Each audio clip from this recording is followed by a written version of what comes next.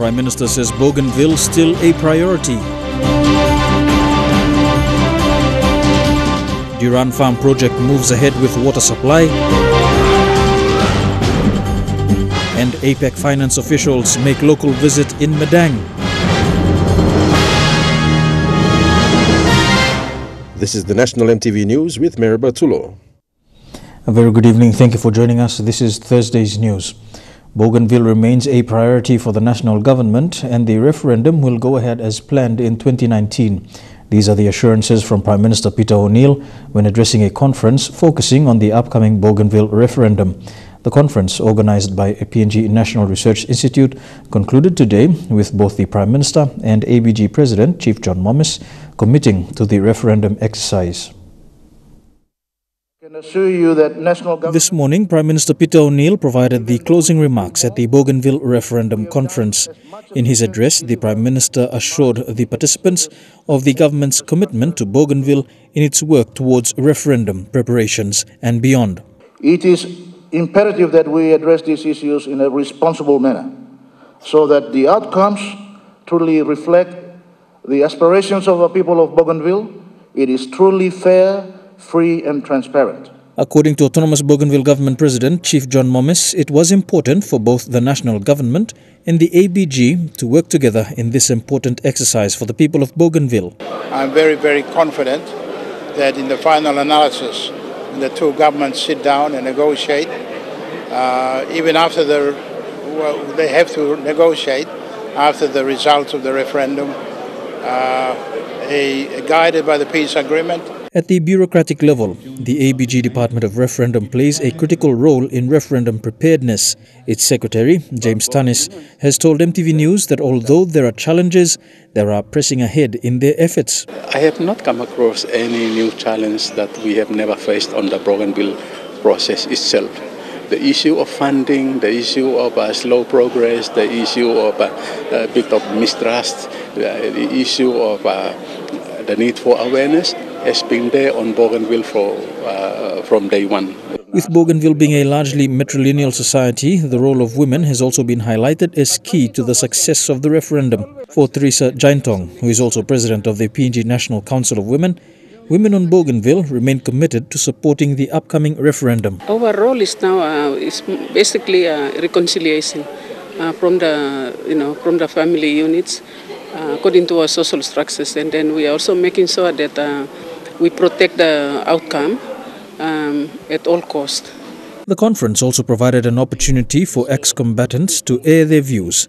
Ishmael Toroama, commander of the BRA during the crisis, said that whilst the fighting is over, the people of Bougainville now have the opportunity to let their votes speak in the island's determination for possible independence.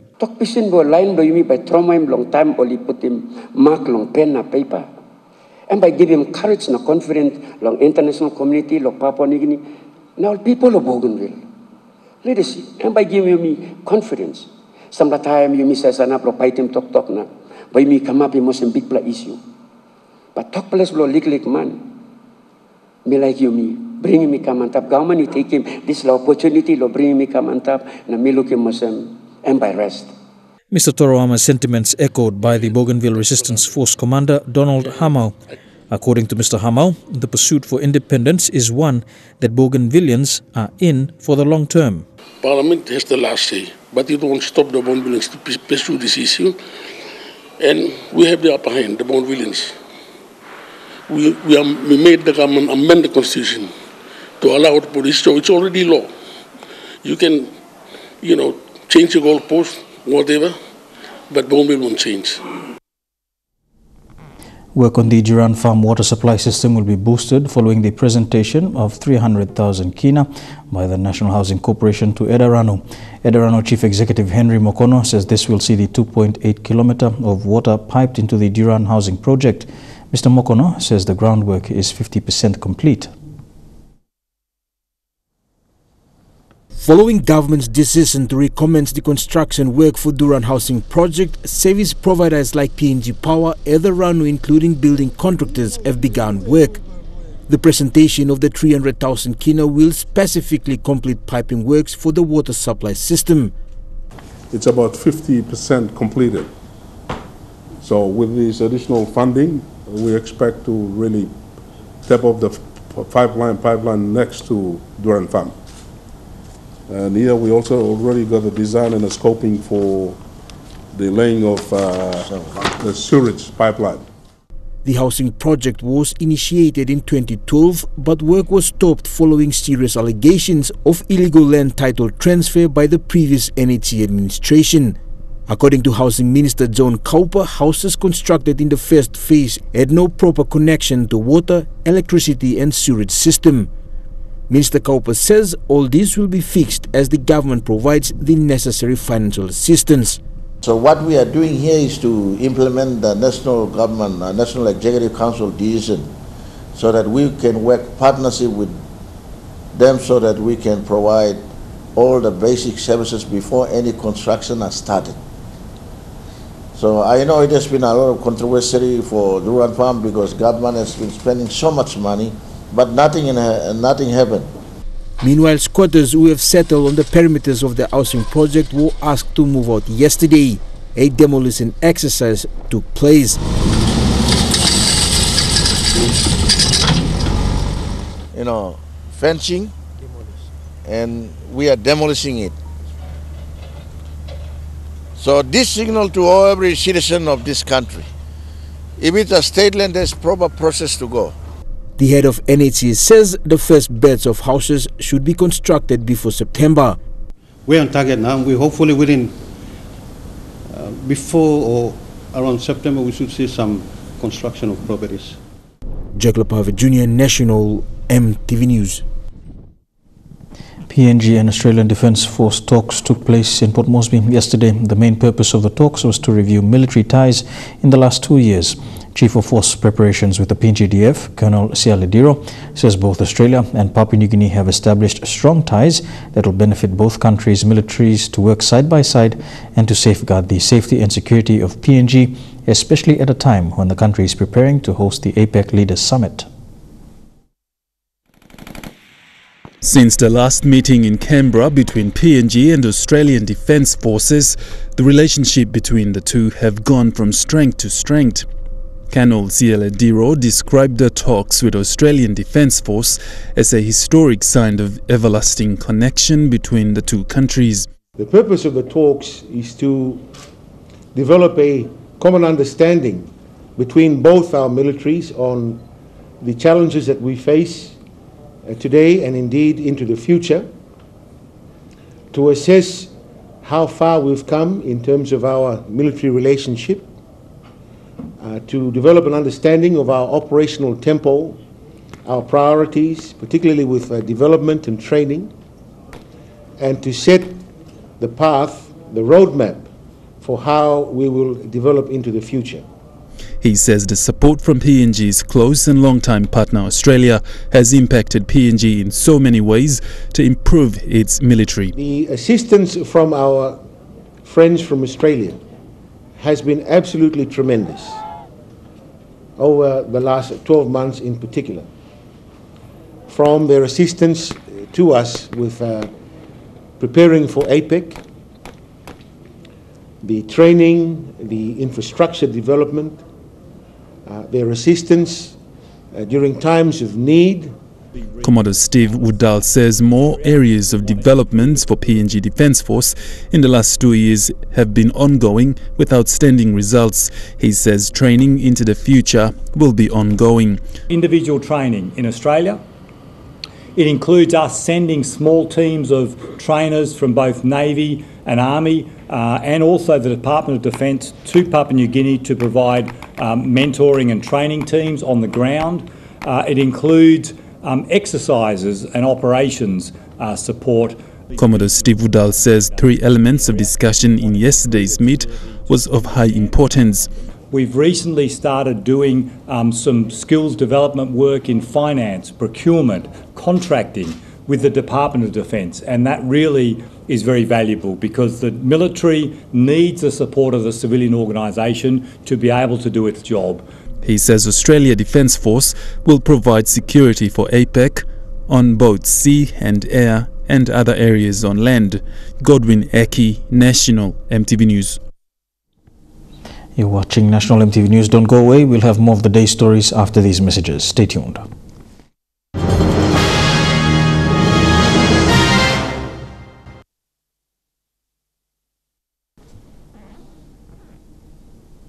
Welcome back to National MTV News. Flights to Tari Airport are expected to resume next Monday after almost 4 months. Hela Provincial Administrator William Bando made this announcement after meeting with New Guinea officials this week. The Tari Airport was closed in February after the 7.6 magnitude earthquake struck the province.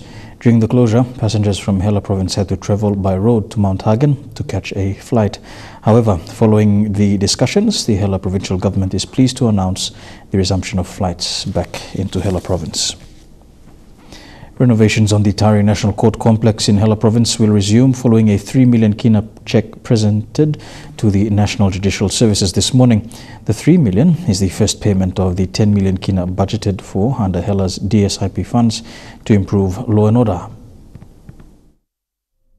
Upon receiving the cheque, Chief Justice Salamo India says while the Judicial Services appreciates financial assistance from provincial governments, all funds will be managed by NJSs to maintain the court's independency.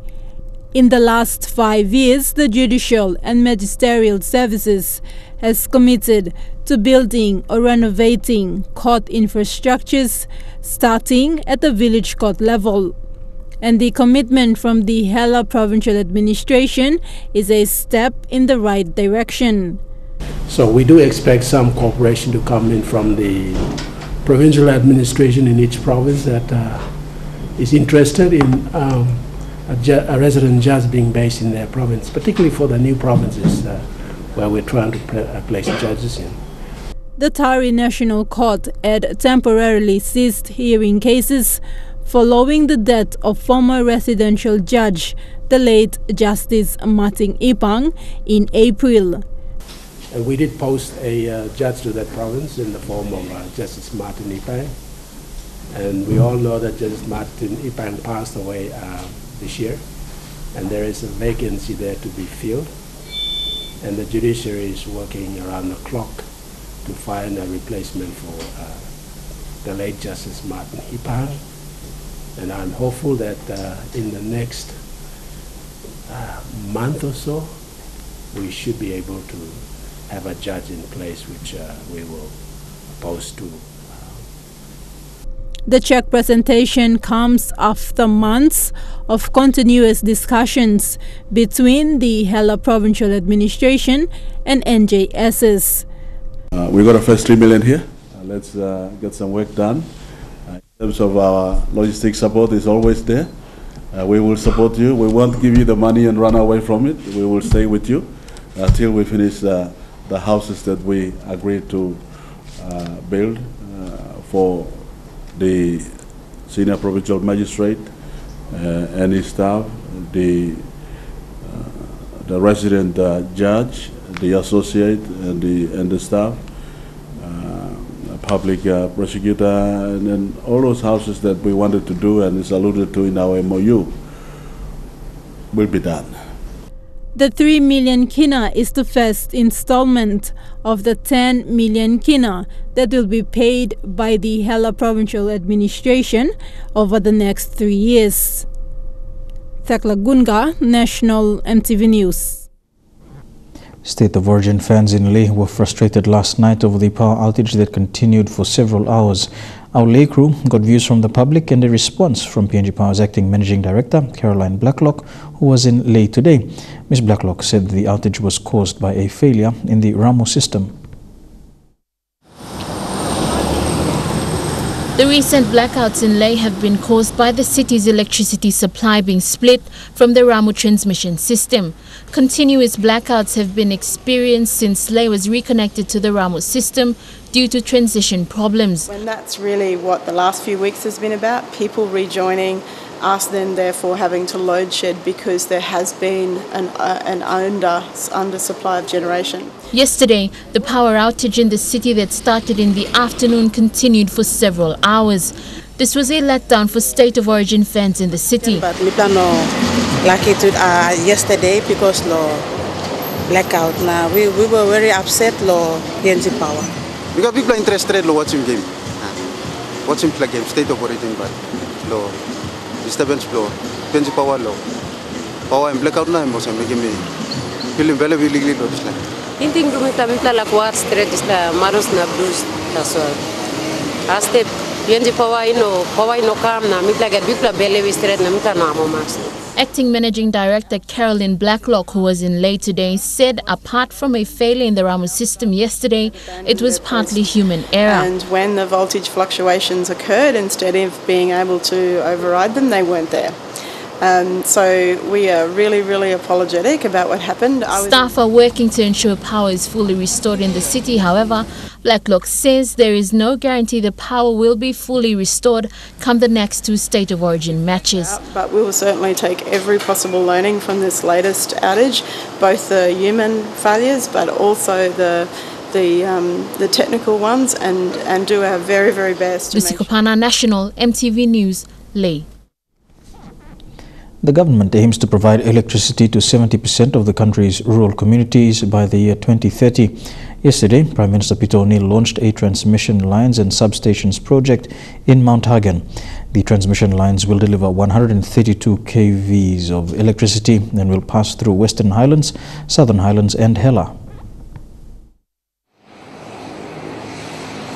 Prime Minister Peter O'Neill was in Mount Hagen yesterday to launch a significant electricity project for 3 provinces in the Highlands region. Speaking before the launch, PM O'Neill says the government wants to see rural communities connect to electricity.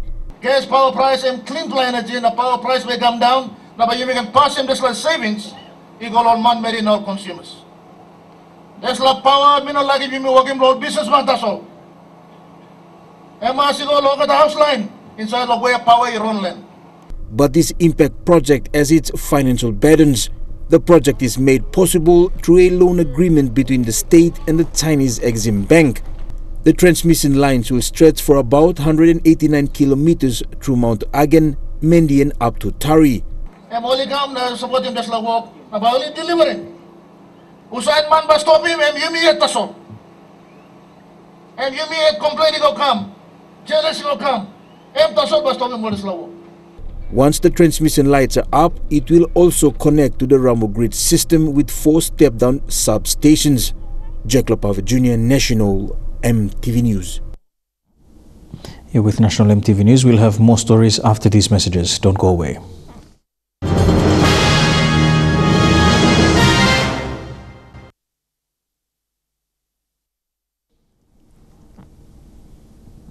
Welcome back to the news. More than 40 APEC senior finance officials from the 21 economies have gathered for the 2 days main summit to discuss global and regional economic financial outlooks. The summit will also look at key issues and risks for APEC economies and appropriate policy responses. Senior financial officials meeting chairperson Andrew Oake says the meetings hold constructive discussions for APEC economies. The meeting was held behind closed doors, where a draft of the gathering was to organize and gather insights and experiences from APEC member economies. This is one of several meetings APEC officials will be holding in the lead-up to the Leaders' Summit. We will start with a discussion on the global and regional economic and financial outlook. Following the presentation by several international organizations, you will be invited to discuss the implications of the outlook for our economy and for the work of the Finance Minister's process. We will then discuss priority area 2 of the Finance Minister's 2018 work plan, advancing financial inclusion. This meeting falls under one of the 3 policy priorities on promoting inclusive growth through structural reform. The other 2 key policy priorities are deepening connectivity and encouraging regional economic integration and promoting inclusive and sustainable growth. The 3 key policy priorities are in line with the 2018 APEC theme on harnessing inclusive opportunities, embracing the digital future. Implementing several actions plan where we will conduct a checkpoint or a review of the CAP process.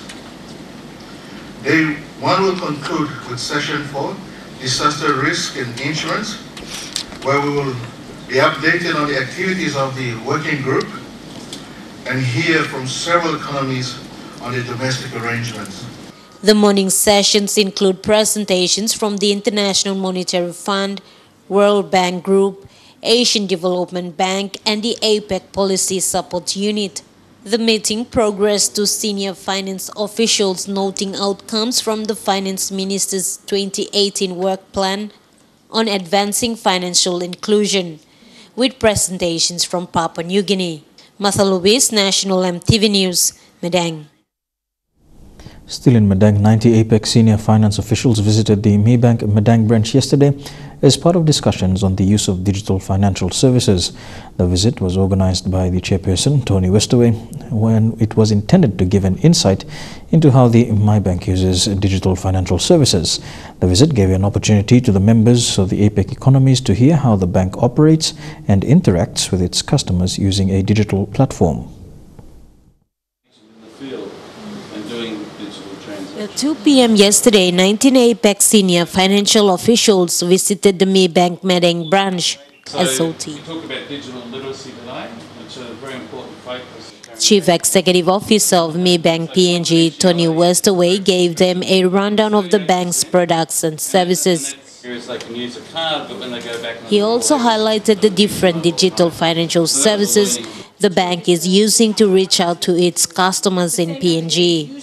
So it's okay to have a branch here in town where people can catch a bus and come in. But what we try to do is take the banking out into the field and using the mobile wallets. The senior financial officials were also given an opportunity to a demonstration of customers making deposits and opening a bank account using a mobile app.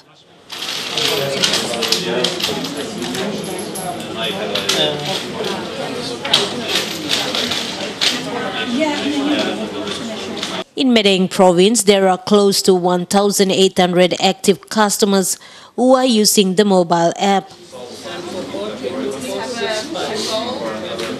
Members of the APEC were also given the opportunity to interact with customers. Most of the customers are from the rural areas of Madang who have also undergone financial literacy program organized by MiBank. Mathaluwis, National EMTV News, Madang.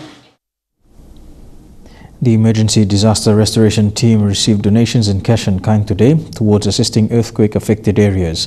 The Philippines Embassy in PNG donated 56 metric tons of rice from the Philippines.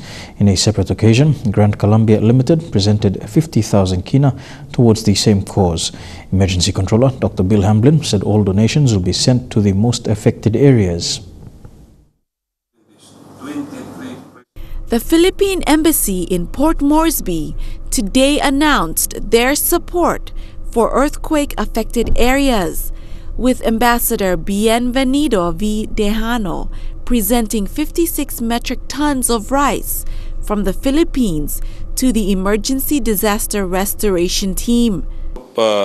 This could mean something to them, especially those that have been suffering with food shortage.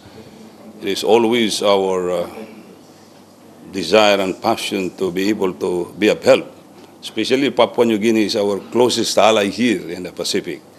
According to Emergency Controller Dr. Bill Hamblin, the rice has already arrived in PNG and will be distributed to the earthquake-affected areas. Rice has landed at the port of Lae, has been cleared and is currently on its way to Mount Hagen, from whence it will go to Tari and to Mendi, so the two affected provinces. So we're looking at providing that rice to the most affected people.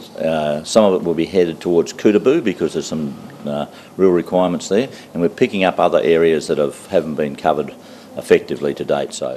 In a separate presentation, Grand Columbia Limited presented 50,000 kina to the EDRT.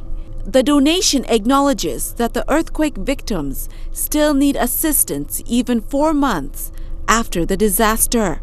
We understand that while the disaster happened a long time ago in some people's eyes, there's a lot of people that still live there at the moment that need fixing of crops, housing, general wellbeing improvement. So the Grand Columbia Group of companies who's been a partner in Papua New Guinea for over 25 years now, believe it's an appropriate time to assist the government. Dr. Hamblin has given an assurance that the money will go towards purchasing starter kits for quake victims. For the handover of a donation towards the earthquake appeal. Once again, we're seeing private enterprise and PNG come together with government to assist the people in the earthquake affected areas. So I'd like to welcome the... Lilian Soperakinea, National EMTV News. Dr. Bill Hamblin, Emergency Controller of the team responsible for relief and restoration efforts in the Highlands region, has revealed that the National Disaster Management Centre, or NDC, has not been funded since the 1970s. Dr. Hamblin, however, stated that aid from foreign donors and the private sector had gone a long way to launching relief and recovery efforts smoothly. The Emergency Controller team has now moved from the relief efforts to assuming the recovery stage. Situation in Southern Highlands which makes it. According to Dr. Hamblin, his team is currently operating on an installment 450 million kina budget, over 4 decades of accumulated funds that was allegedly never financed to the National Disaster Centre. We were allocated 150 million for the initial emergency response. Those monies are still being supplied in tranches. I think we've got 70 million as of today that's been coming from the government directly. That's been deposited into the emergency trust account. For the emergency control team to launch initial recovery and relief efforts was almost impossible amidst a landslide of issues that crippled any kind of response. There is no effective disaster assessment regime in place. There is no effective strategic plan in place to address the disaster. There's non-operational or ineffective provincial disaster committees with zero funding. No emergency stores in place, no identified locations in which to store relief supplies, no equipment to load those supplies, no transport being available to move the supplies, and essential and other security staff. Dr. Hamblin also stated that the absence of an emergency trust fund put his team in a difficult position. So we had to borrow and beg. He said without aid provided by international donors and the private sector, initial relief efforts would not have been possible. Dr. Hamblin, however, was pleased to announce that despite a shaky start, the relief phase is now winding down. As people have slowly started to return to their homes, the emergency control team is now initiating recovery efforts. From the relief activities into recovery, we're into the providing restarter kits for people, for families, which include saws, hammers, nails, buckets and jerry cans and all sorts of things like that. So we've got a separate kit we've put together and we've got it packaged properly so we can put it in the back of a truck and it won't fall apart before we get there. The shovels and spades make it difficult to pack it, but we've got a special packing company working on it and we're happy with what they've done so far. But that was only the tip of the iceberg when it came to financial strains. Dr. Hamblin says the burden of funding restoration efforts is ongoing. The control team continues to dig out of its emergency trust funds to cater for areas like security, health, infrastructure and logistics, to name a few. Provincial and local level governments to which the NDC reports do not have the financial capacity to support them. Melissa Goviro, National EMTV News. The Lae City Council's workshop got its water supply reconnected yesterday after almost a year. This has affected over 40 employees, especially those involved in garbage and sanitation. The employees told EMTV News that this was one of the concerns that they had raised to the management several times. The Lae City Council managed to pay the full outstanding bill of 17,000 kina on Tuesday to Water PNG to enable the reconnection.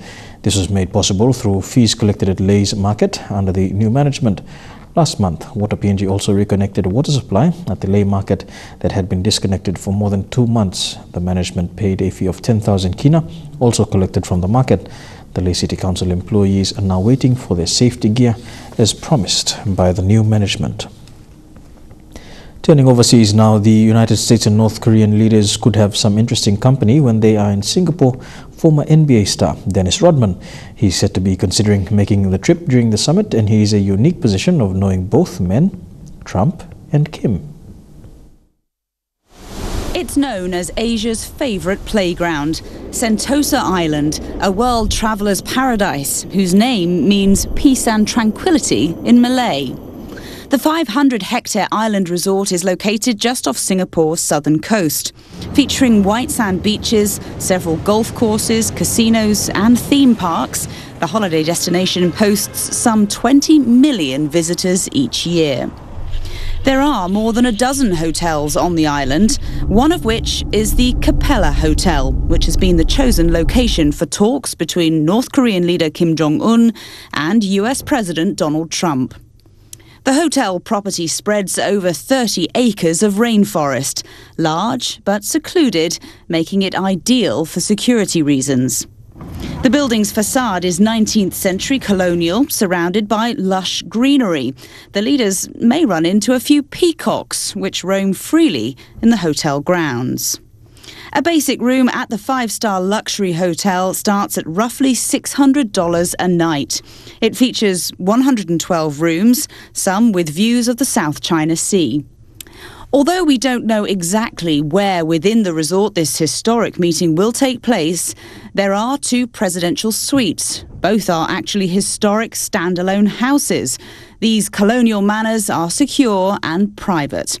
The perfect spot for an historic meeting between 2 world leaders.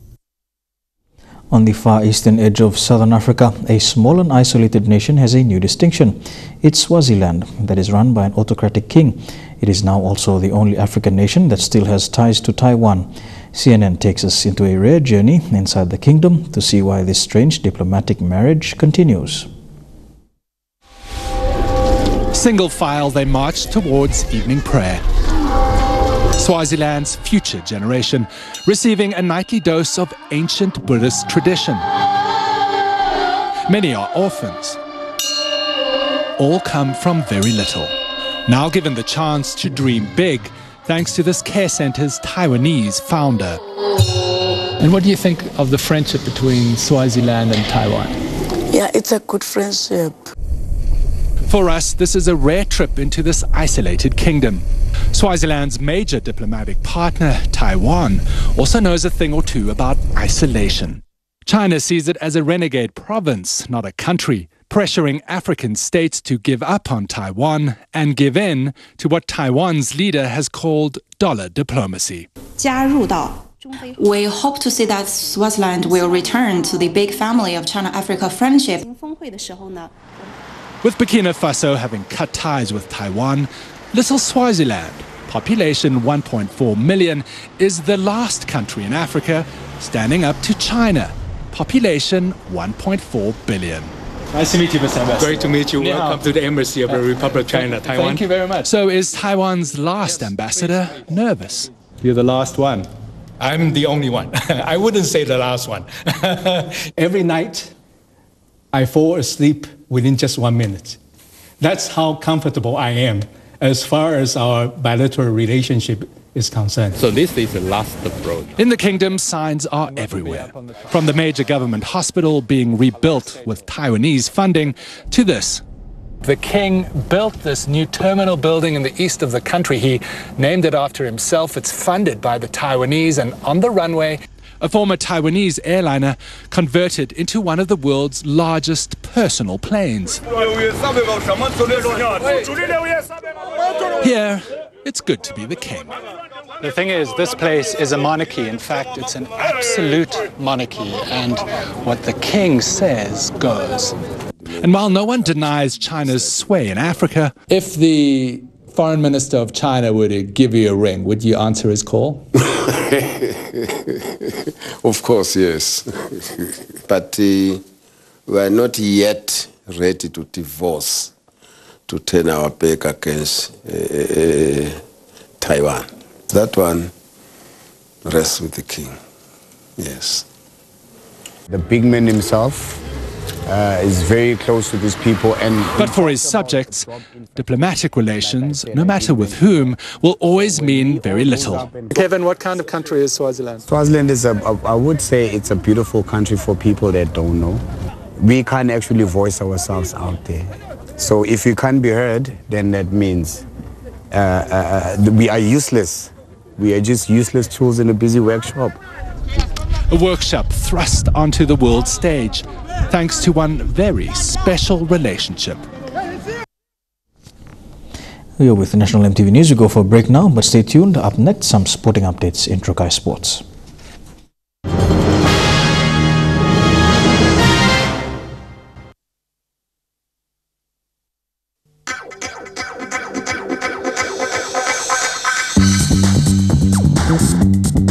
Trukai Sports.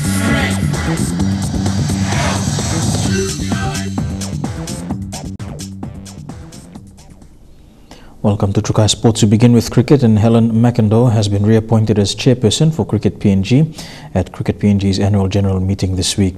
Now in her second term, she is the first and only woman to hold this chair since the formation of Cricket PNG board in 1973.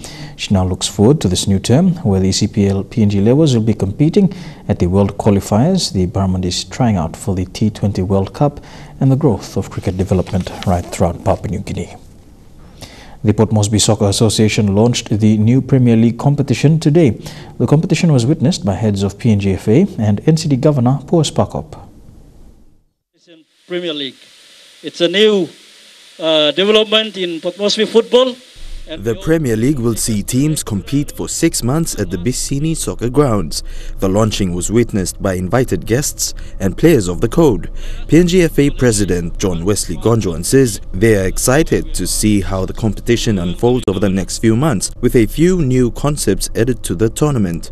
Our aim is to have that competition so that we can be able to get all the quality players around the region, even around the country, to come to PMSA and participate after the National Soccer League. We have witnessed that after the National Soccer League, there is no other competition that our players can be able to go and participate in.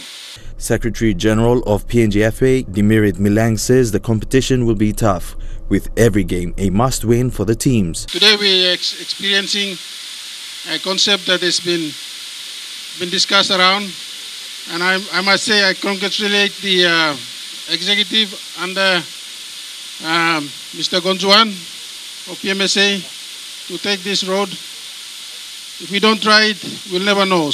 NCD Governor Poas Pakop was pleased to see PMSA build their level of competition.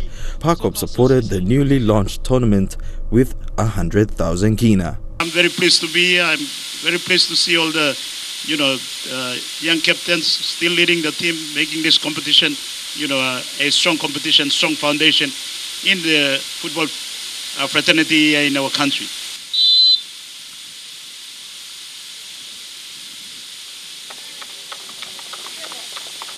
Ladies and gentlemen, the new cup for the Port Moresby Soccer Association Premier League. The competition kicks off this weekend at the Bisini Soccer Grounds. Elijah Levet, National EMTV Sports. The Rugby League and Water Utility Company Edarano has continued its social obligation in supporting rugby team Dobo Warriors. This morning, a cheque of 30,000 kina was presented to club officials. Apart from the financial assistance, Edarano will also purchase a new set of jerseys for the club.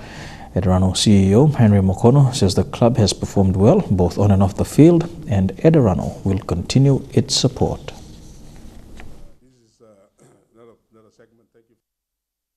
In fact, we're supplying each of the players who are playing for Global Warriors, especially our top grade, our A grade, running shoes as well as rugby league spike boots. That's just as a separate incentive for the players, for our senior players who will be playing in the Port Moresby Rugby League competition. So I'm happy on behalf of the management team who are here, as well as the board of Edarano and the company and staff and our families. We are really happy to be associated with the Ranu Dobo Warriors. And we will maintain that sponsorship for years and years to come. Toughest competition, Port Moresby Rugby League, where we are participating, it's always very difficult, but with assistance like this, it's good to run a club week in, week out. Back to football, and Besta FC and Southern Strikers FC coaches Harrison Kamake and Margaret Aka are the only two PNG coaches to be accredited with OFC coaching licenses. The two were among 19 other participants who attended a 5-day FIFA OFC instructors course held at the OFC Academy in Auckland, New Zealand. The overall performance for the boys, especially Harrison Kamake and Margaret Aka from Papua New Guinea Football Association are the only coaches to be accredited with OFC coaching licenses.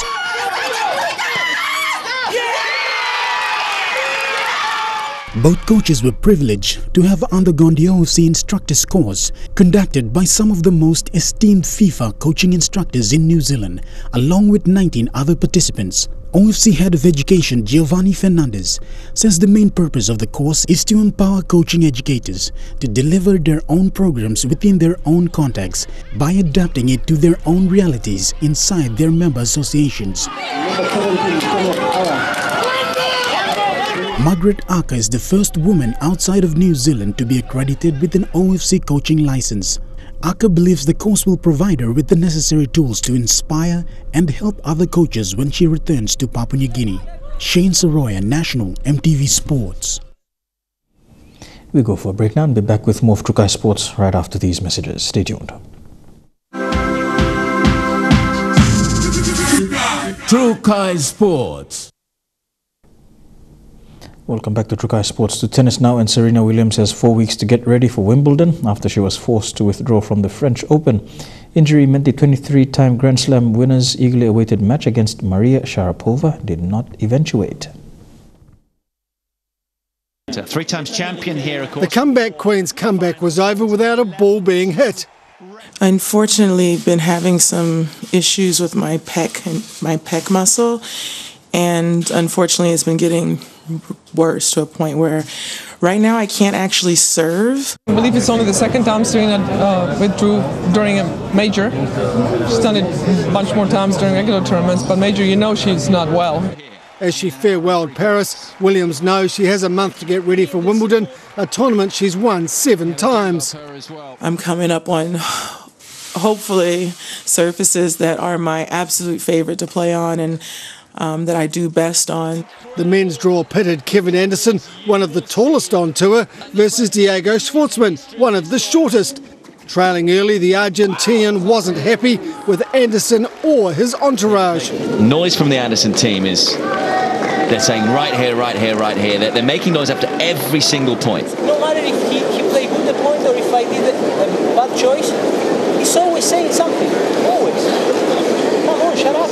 The chair umpire was seeing the funny side of it. You are with me. Schwartzman, though, would have the last laugh. Got him. He rallied back from 2 sets down to win 6-2 in the 5th. What a turnaround. This time it was Schwartzman's team making all the noise. I really don't know how I did. I really don't know.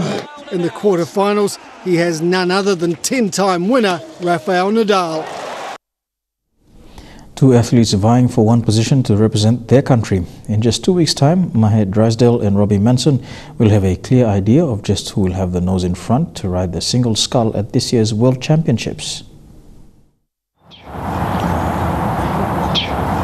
You can hear Mahé Drysdale from a mile away, and he's not afraid to make some noise about just what he wants to achieve. I don't want to give anyone else a chance in my seat. You know, it's been my seat since 2005. I want it to be my seat through to 220. After his nail-biting win at the Rio Olympics, Drysdale took a break and is now trying to reclaim the single scull seat from world record holder Robbie Manson.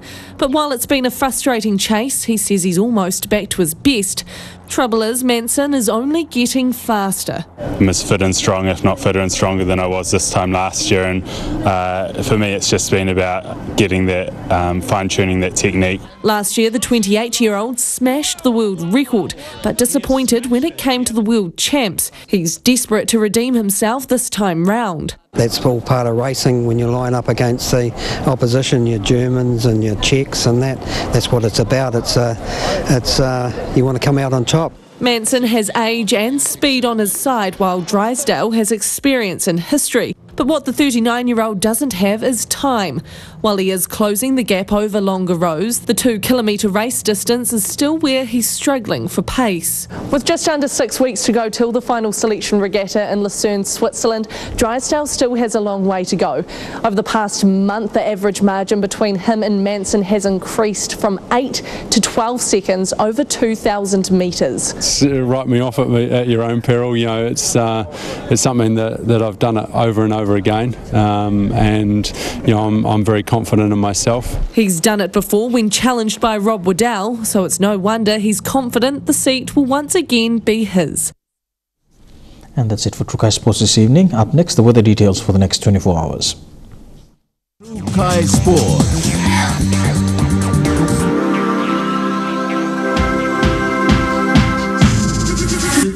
True Kai Sports. The weather details were proudly brought to you by Dulux, celebrating 50 years in PNG and the only paint made in PNG.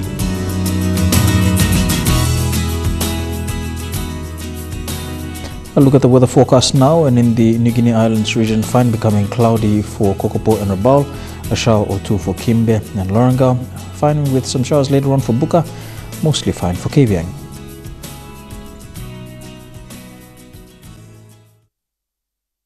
The weather details were proudly brought to you by Dulux, celebrating 50 years in PNG and the only paint made in PNG.